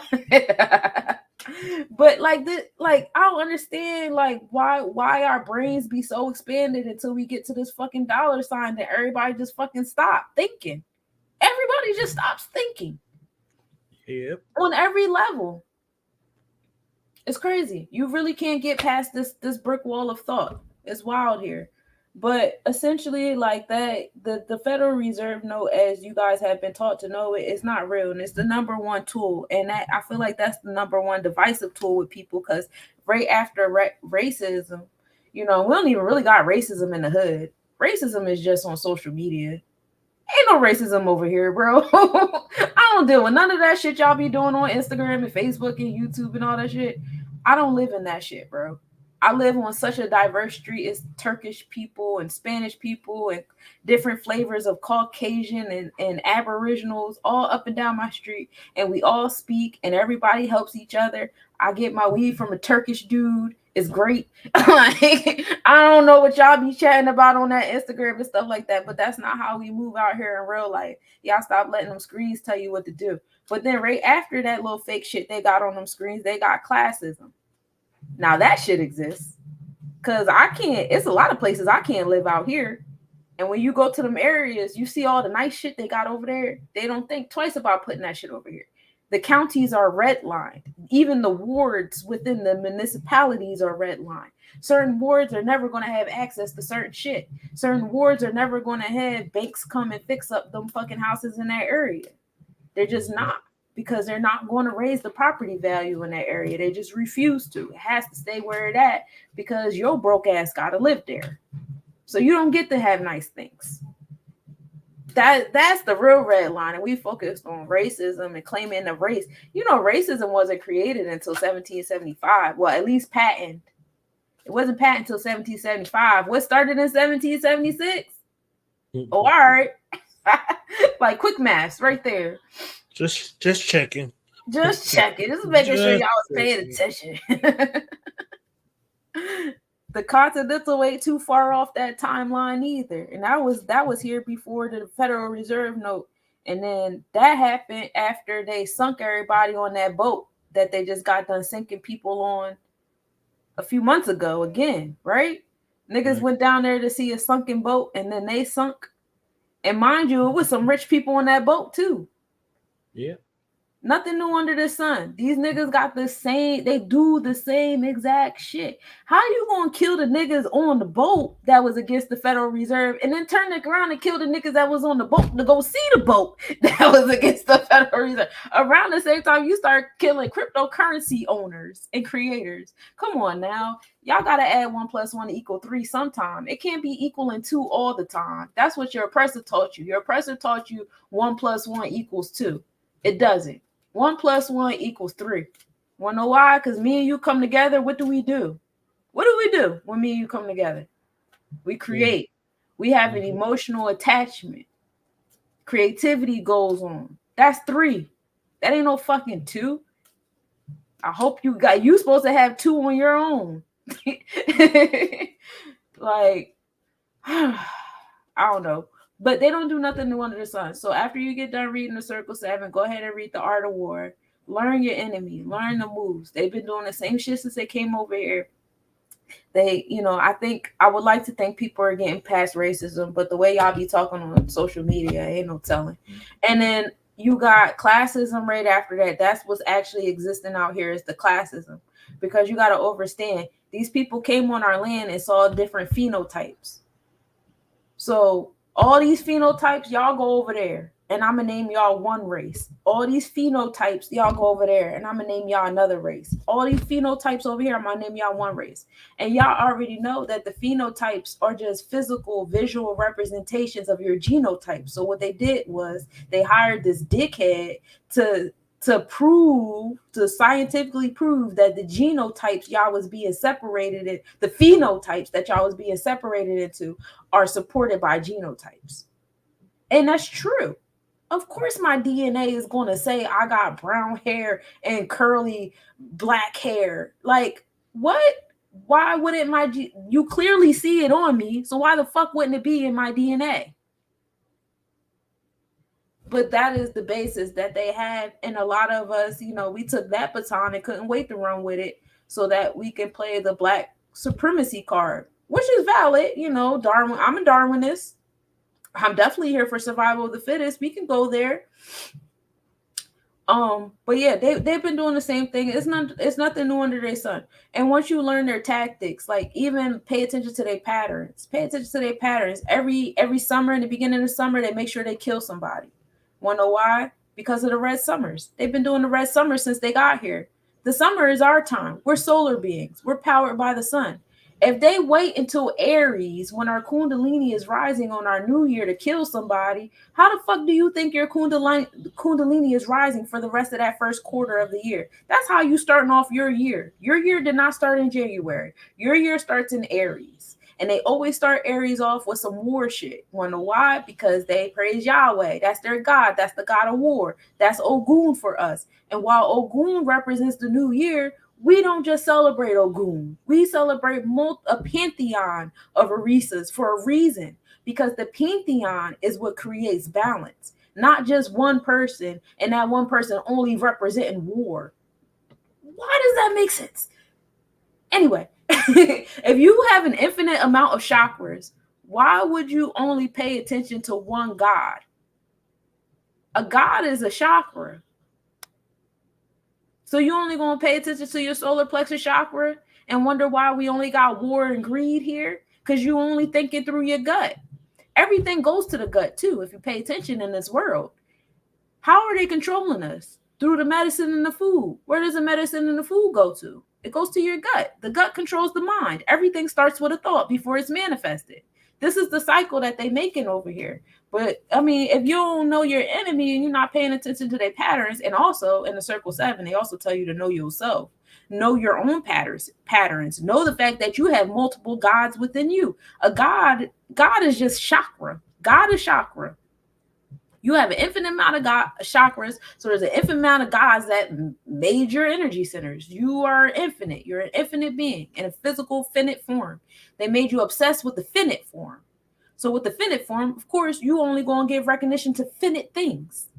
But you have to have an alignment of both, because we are in the physical world. And I know some people get caught up in being infinite or whatever, but you have to know that we're on Earth for a reason. So, just make sure y'all have that balance of both. That's a side note.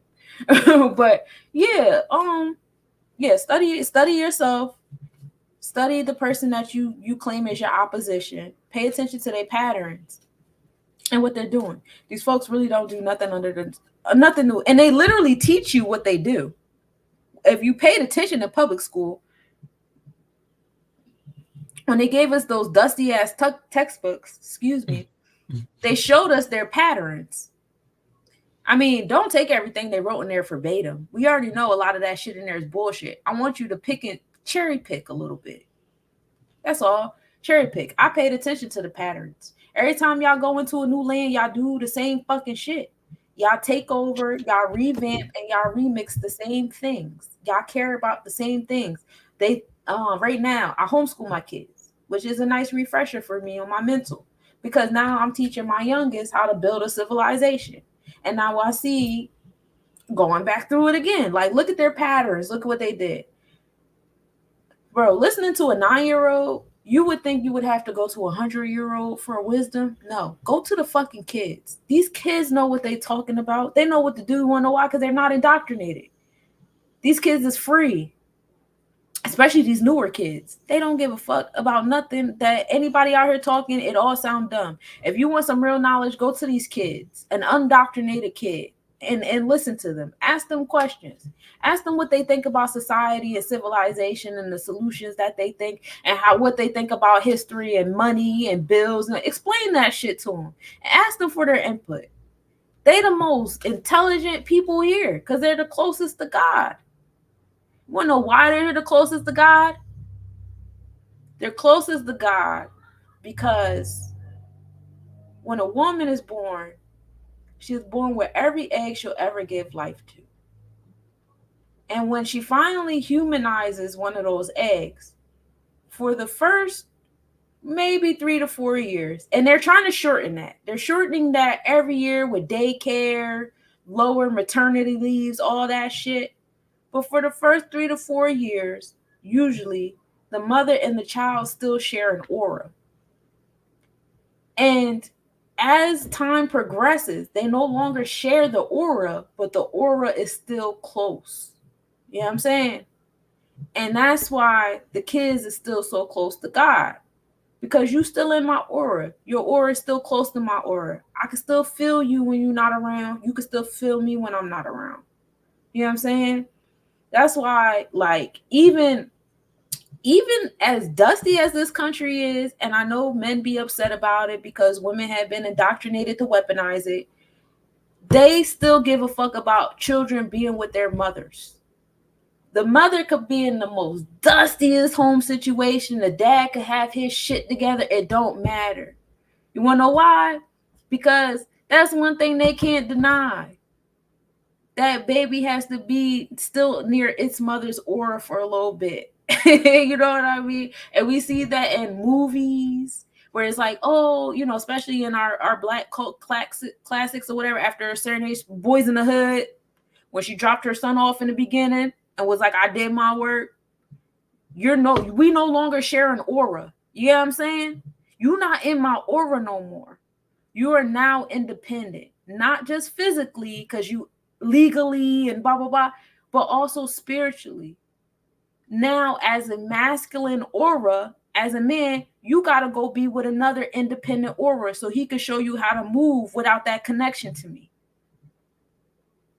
Some people get that, some people don't. I know some men in their 30s and 40s that's still on their mother's aura. It's sad to see. But, you know, we all know the different ingredients that make that. Anyway, go back to the art of war. Study your enemy. Study their chessboard. It's nothing new under their sun. They know our magic. They've been studying us for so long. That's why they so good at manipulating us. They killing the women and the children in the hospitals. They killing the men in the jails. They know how to do it. Now we gotta learn how to do our thug dizzle. And killing the children in the schools. Yes. Yeah. Get y'all babies out from schools. I'm tired of, you know what? In 2024, why the fuck are women still making statuses about, oh, I couldn't wait for my kids to go back to school. I can't stand having my kids at home. Bro, go to hell.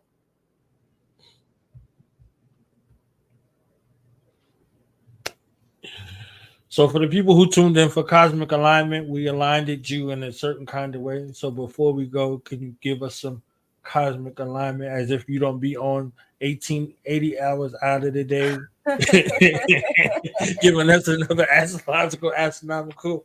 What's today's mathematics? But some way, shape, or form, you will find a way to get us together. So can you give us a little something 2024 overall and, you know, have a specific or general unit? Pretty please. Overall, we in the year 8. We about to enter the year of the dragon.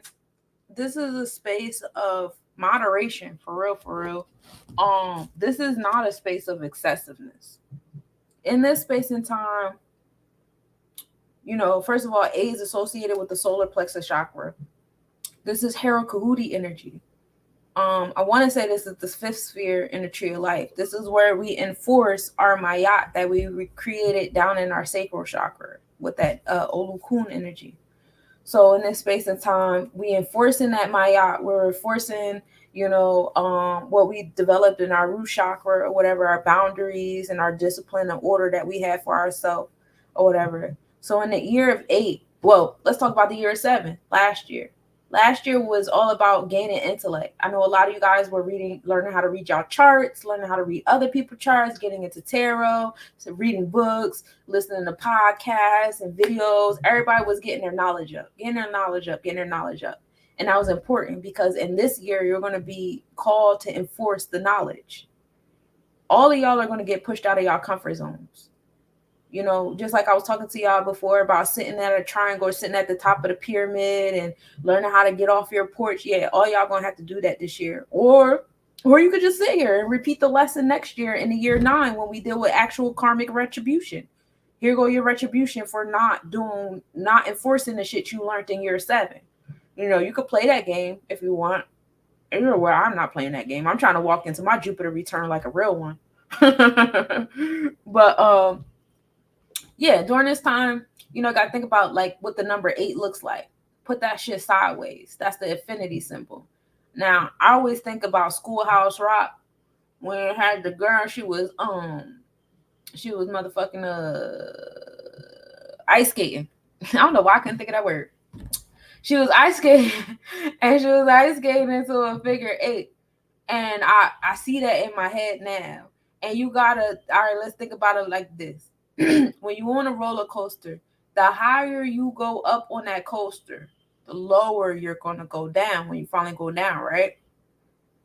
So that's why this year is not about excessiveness and dramatics. You can be excessive and dramatic if you want to, but just know as high as you go, that's how low you're going to go too. The key to surviving this year is moderation, discipline, self-control, you know, because that 8 is also associated with Scorpio energy, Scorpius energy. You know, this is water here. We're also dealing with Oya. Oya is the goddess of. She's extreme as shit. We're talking about like strange storm. So that's also something that you can expect this year. It's a lot of storms coming. Wind storms, water storms. I want y'all to watch the currencies. I talked about that heavy last year when Pluto entered Aquarius for the first time. That hasn't happened since the Revolutionary War. Last year that happened on 3/23/23, and the moment that Pluto entered Aquarius, we had a storm outside. Literally the very moment it thundered and the storm came. I was live when it happened. Expect that again this year, because when Pluto went retrograde, it went back into Capricorn. So Pluto will be back in Aquarius later on this month. That's transformation. First of all, we in the age of Aquarius, so this is the age of knowing. Transformations into that space. Transformations into that space of knowing, social justice, social awareness, revolutionary energy coming, uniqueness, all that stuff. So Pluto is the on the spotlight this year. Pay attention to its degrees, because that's also in alignment with numerology. Pay attention to these Scorpio moons and the different rituals that's happening under these Scorpio moons, because just like I'm telling y'all about the number 8 and Dragon and Scorpius, I have been a personal reader for some important people, some semi-important people, and they learn about it too. So like I told y'all earlier, you know, the universe doesn't know good from bad. It just goes where it's called. So when you see other people harnessing this energy, it's not to make you feel afraid or helpless or like you can't do something too. If anything, it should inspire you. Like, if that's what y'all could do over there in y'all reality, I'm about to do some nut shit over here in mine. Watch. And that's really how you should look at it, for real, for real. But 8 brings forth the transformations. 8 is also bringing forth the secrets. And I know in January, like even when we were in the shadow of the Gregorian calendar 8, because we're not in the Vedic 8 yet. Even when in the shadows, a lot of secrets started coming out to show like, okay, we're getting ready for this, especially during Scorpius season and leading into the open-minded Sagittarius, the preventative energy of Ophiuchus, and now we're in retribution of Capricorn. By the time we get to the middle of this year, by the time we get to Aries season, y'all gonna be so over and tired with the drama. It's always gonna be, you're still gonna keep hearing the list and this and that and this and that, and it's gonna get to like, okay, when the fuck are y'all gonna do something about it though?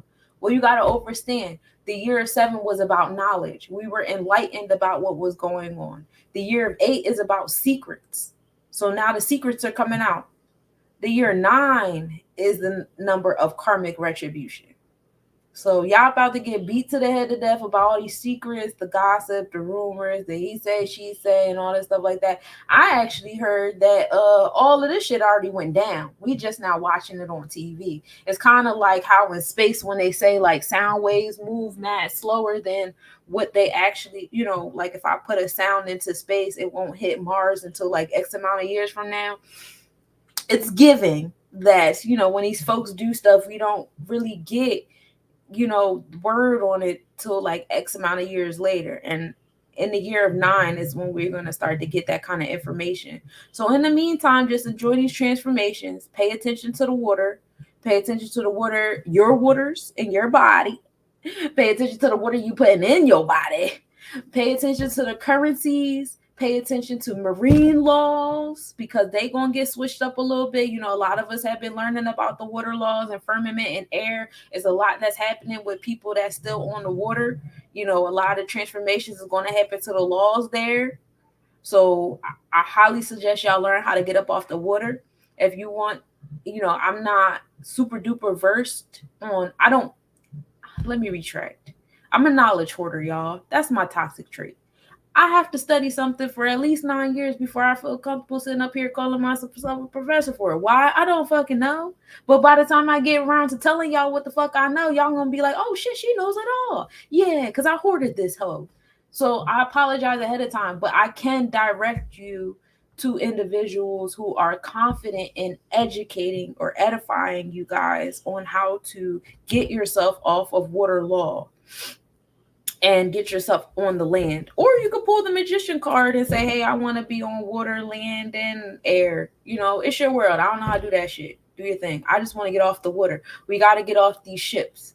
And there's a lot of people out here, because we're in the space of transformations, and number 8 is a lot of people here that's going to be on some, get on my ship, because we know Scorpius energy. 8 can also be manipulative, right? Water manipulates. Also, a lot of old shit, old memories coming back. Water holds memory. Scorpius is a fixed water sign at that. So it's a lot of old memories, a lot of old people, like old historic things, how you remember them, how they've been taught to you. Oh, you about to get brain fucked this year. All that shit getting undone. A lot of stuff has to be unlearned. You guys are going to get heavy on the unschooling this year. Big transformation. Not just in an environment, in your mind, in your body, in your health. All facets of self is dealing with big transformations in this space and time. And it's empowering. Now you can let it traumatize you if you want to. That's a choice. But all of this stuff is happening to empower you. It's not happening to make you feel small. Please don't start suppressing your solar plexus chakra. That is not the route. The route is to control. Remember, as high as you go up on that 8, you're going to go just as low. The goal is homeostasis. I like to think about the Pisces symbol, which is another water sign, since we're talking about the dragon. The Pisces symbol got one fish going up, one fish going down. And guess what? There's a line going straight through. You want to be that line going straight through in the middle. That's what you want to be. So we dealing with this revolutionary energy in this year, transformation 8. I feel like I went over everything. Oh, business. Business is on the forefront for the year of 8 too. Careers and spaces of like law enforcement, authority figures, politicians, jobs dealing with water, like fishermen, boats, Marines, Navy, a lot of that stuff going to be in the news, on TV, a lot of things happening in the water, you know, hurricanes, all that fun stuff. Also power couples that went pretty high, gonna fall pretty low this year. And you already got a taste of that last year. We done seen a whole bunch of like different rumors about different power couples coming out, power couples breaking up, all that stuff. More of that's gonna happen. And a lot of y'all are gonna get y'all person this year, and y'all gonna move up. Now, this is the question. Are you going to be greedy, or are you going to move in gratitude? Because remember, in the year 8, however high you go up is how you're going to come down. I prefer homeostasis. Give me a nice little homestead. See, homestead, homeostasis. You see where I'm going here? Like, I just want to be quiet with my boo thing and do great things. And, that's what it's about here. Because it's transformations in the currency. So when you start experiencing those transformations in the currency, it's going to make you think about a lot of other things differently, especially like, what is power to you? What is authority? How are you enforcing yourself, and how is it being enforced upon you? You know what I mean? What are your goals in business? Like what laws are you really enforcing in your space and that are being enforced upon you? These are different questions you're going to come into realization once you see certain things around you go through transformations, whatever. And you could look at it like it's happening to me and wow, or you could look at it like it's happening for me and I feel empowered and gratitude to the universe for opening these doors for me. That's really up to you. Also, sex is a big thing right now. You see a lot of the different sex things and rumors and stuff coming out with all these sex cults and stuff like that. A lot of people becoming more sexualized. people being sexually oppressed. Sex is a big thing in this year. So you're going to see like a big bubble pop on that as well, whether in your personal life, you know, as a collective with other people, you know, if y'all are celebrity watchers, government watchers, whatever it is you watch, those are the different elements you're going to experience. This is my link tree. Y'all can book a free consultation with me. I do 22-minute free consultations. I'm an energy awareness coach. I assist you in reading your natal and progressive charts, whether it's the tropical, Vedic, draconic, and I place them into your chakras or, you know, the different spheres in terms of the netters and the Kabbalah. And I can either do this in a one-shot reading, or I also specialize in therapy sessions. I have a lot of certifications in mental health, as well as I'm a certified safe space. And I went to college for psychology. So I have like a nice extensive background in therapy and behavioral coaching and behavioral planning and things. Yeah, that's what I do. I also make positive affirmation music. If you want to check that out, you guys can check me out on all these different platforms, all these different social media platforms. I do a daily mathematics where I talk about the numbers for the day, and I incorporate the planets in with that too. That's the exercise of me removing my perfectionism that I had going on with the astronomical report, because that shit was in the way. And then I also have Virgo Virgin Talk. We took a little break, but we'll be back with that soon. Probably be a new schedule because my Saturday's a little different for me now. We'll see what's going on with that. But yeah, I think that's all I got up there. Got music. I do therapy sessions, you know. I got podcasts. The planetary forecast is coming. I was just looking for a safe space to get started on that. But give me grace. I'm coming with that. I also do hump day readings on Wednesdays. So that's what I got going on, y'all. Thank y'all for listening to me for like 2 hours. This was a great time. It's always a great time with my Gemini brother. You know, Mercurians unite. That's all I got. Yep.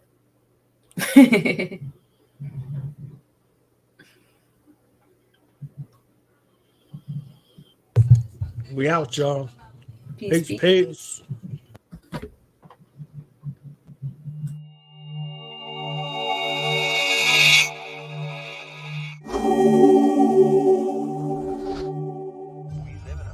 Now that feels just about like a plantation. We're all indentured servants. When I found out there were 8 presidents before George Washington, I wanted to smack somebody. You know, I wanted to know why I was taught otherwise. Just tell me the whole story. I'll fill in the blanks. Are you ready for the pendulum swing? That brings us back on the top, where we meant to be kings.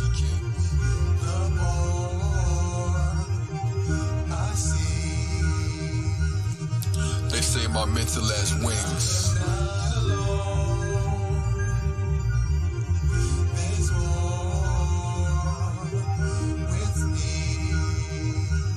Too brilliant for you. Introducing a man who embodies a revolution. Time within my DNA, thoughts beyond human. There's only winning, I fought beyond losing. Cop street fight in the court style. Your jurisdiction is rooted in pure fiction. Make the captain jump ship, either exit or execution. My music shock and eclectic electrocution. I always said when I reach heaven, I'm never moving. Truman Show, the stage became small. There ain't no room to blow. My vibe is so high in the hood, I'm like a UFO. Marty McSide, I got that back to the future glow. Our backs against the law cause we forgot what we used to know. Return of the ancient ones. Why the smart plague and dumb, you looking so lame. When I rhyme, put you to shame for fun. You being chased with freedom's at stake, I make the agents run. Every zombie's a potential god, sleepwalking. Freedom's calling to you wake inside a deep corking. Rockin' moccasins, bopping enough fedora, pouring bottles of incredible thoughts of my supporters. But you ain't taking time from exploring your own orbit, so you trapped in a trap and you cornered on the corner. The cheese you rashes chasing ain't worth the half of this course in your galactic god warrior, rapid and art formula. Pay attention when I stand at the podium. You rappers check for bars, I'm checking who's got no room. And it ain't even that you weak when you rap. You bring scoop and get the puddles like you deep when you lack the basic nutrients for me to even eat you for snack. Smack you brutally, and I ain't even need to attack. But trying to be on trap beats instead of being in the trap. The Negro is still languished in the corners of American society. I don't fear, oh no, my soul's with me. And Alright, intermission, we're gonna let it breathe for just a second. Let you catch your breath. Cool off for a minute, cause we about to turn it up. Because I ain't scared like your parents these days to say your music sucks. But I got news for us. That ain't your music, that's a government experiment geared to shoot your future up. Like Sierra Leone, not the singer, he without sin. I threw this capstone at all you thinkers. The judgment bringer, I come with 100 Incas. Cacao Olmec, my queen's the color of Medina. Avocado mask, skins like butter on the features. My window never had the smoke screen of non-believers. And these days you can't tell the dons from who's the deepest. I'm hot before the fever unlock the door that keeps you in prison and hard to reach it with wisdom from out the ethers. My record is an ancient script. Historians be reaching in they craze to get. My creative gift is an ancient myth told for generations. The soul of many nations and one man who's taken the head of plenty Sagans. The day spinning slip through my fingers just like grains of sand. You feel you hate, I am the sun here to awaken man. The dawn of a new day, rise and get ready. My mind, it gets heavy while blacks dance. Connect the words melanin and melody. Don't meddle with the pedals, be gentle on the brakes. Your body is the world's soup when they sent you from outer space. Murder without a case, a burglar without a safe. Through each hole they spiral kundalini like a shoe. The serpent is like the lace, dispersed without a trace, like ghosts without a face. In this life, my soul's out of its place. Who's the Anunnaki from planet rock? Flow is amazing grace. God bless me with telepathy, excellence to ecstasy. Submerge another continent, probably make an extra C. I'm making extra me. Binary star system programmer for Mars destiny. Planetary projection of light that makes holograms. Hollow man made of space dust, a cosmic sand. Nirvana, the promised land. I'm written upon a lamb. Invisible sonogram predicted the common man. Give tickets for web traffic and digital contraband. Hold up a lost call and admitting that I'm the man. Peace. No doubt. Alright. From a cosmic grave site, buried in dark matter, when pages in the book of life became lengthened in large chapters. You can't spit your song after a lyrical born master with spiritual core valor. Each lyric is stars hammered, don't bicker with horse manners. I'm gifted with more answers for lyrics that cause cancer, verbal intercourse, tantra. Yo, PR to Atlanta to Lemuria, Atlantis. Yo, they can't handle this, didn't read the manuscript. Zodiac, my ship just appeared on the earth without landing it. Then I vanished quick.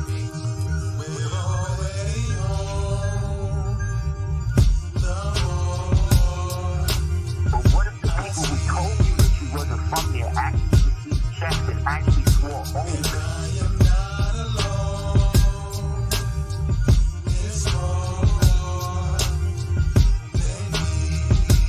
Not to tell you what you really are. So they can walk around and beat you and take advantage of your birthright and inheritance without you catching on to it.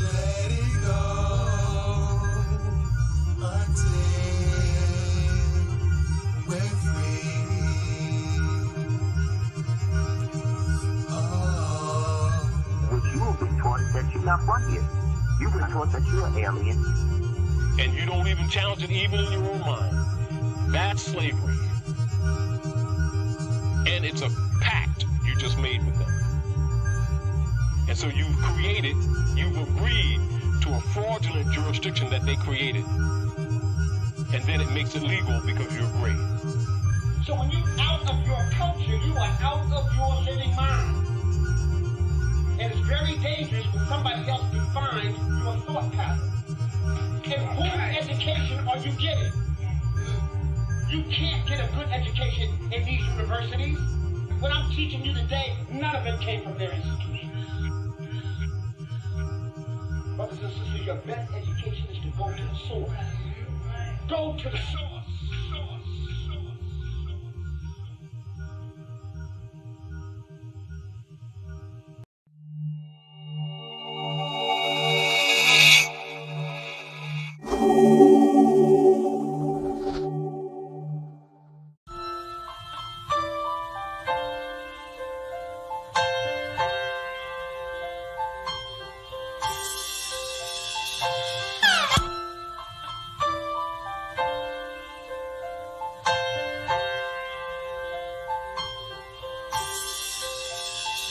I got 7 chakras, propellers of holy helicopters, breath of Brahma, heaven's opera, spells are very proper. Tell me, do you smell the karma cooking pasta from the past now? Do you see the God breaking knowledge that will last? Celebration wine sparkle like the stars in my glass.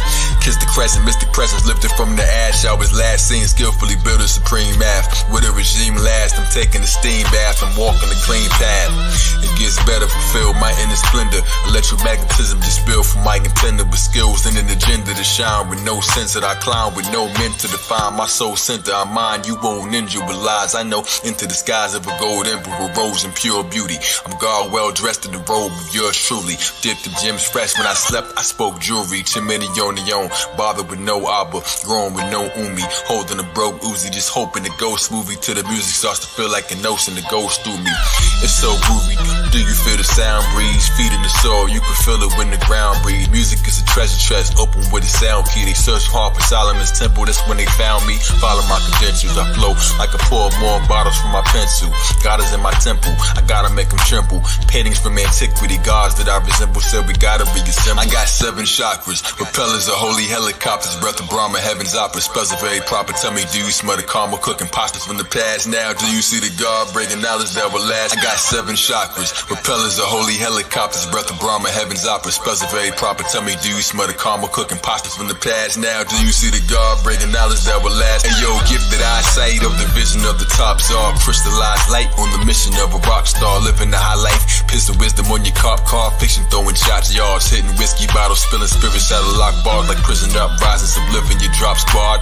Ace of space facing. I'm living the top card. Extending the hot charge. Electrical mind. Engine dimensional yacht laws. Titanic. Rhyme magic. Ascension the God's laws. Moroccan all-star. I'm a reincarnation. Ecliptic teleprompter while I read the stars. Passing through the visualized life. When I spit these Allah, you walk bars. Lift my cup. I ain't get invisible. Lock stars in the Taurus field. Sensual. Sensible. Talk to hear the talk is real. I'm talking to the Taurus seal. Abracadabra. Dress the laughter. I'm a joyful meal for your eyes. Appetite. To these lines. Movie mind. Jewelry shine. Smacking these hermaphrodite. Parasites. Torture hell. Burn the flames. Warming up a water spell. Sacred geometrical designs in the tortoise shell.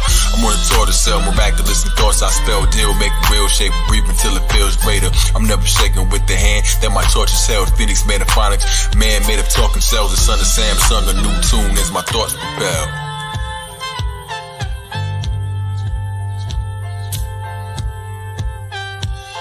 I got 7 chakras, propellers of holy helicopters, breath of Brahma, heaven's opera, spells are very proper. Tell me, do you smell the karma cooking pasta from the past now? Do you see the God breaking knowledge that will last?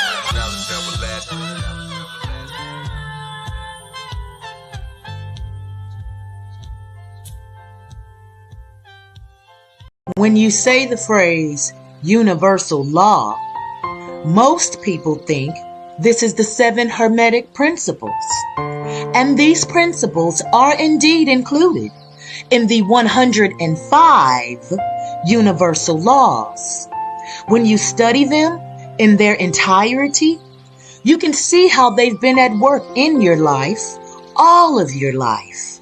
You can decipher why this happened or why that didn't work out. Studying them allows you to gain perspective on this path. When you speak of DNA, most people only know about 2 layers, the RNA and the DNA, when truth is that these are only the 2 physical layers of DNA that make up the body. There are 10 others that compose the 97% of junk DNA that science doesn't want you to study. That's because they're quantum in nature. Know thyself, and you shall know the universe. Study the 105 universal laws and the 12 layers of DNA, and you will know thyself on a universal level.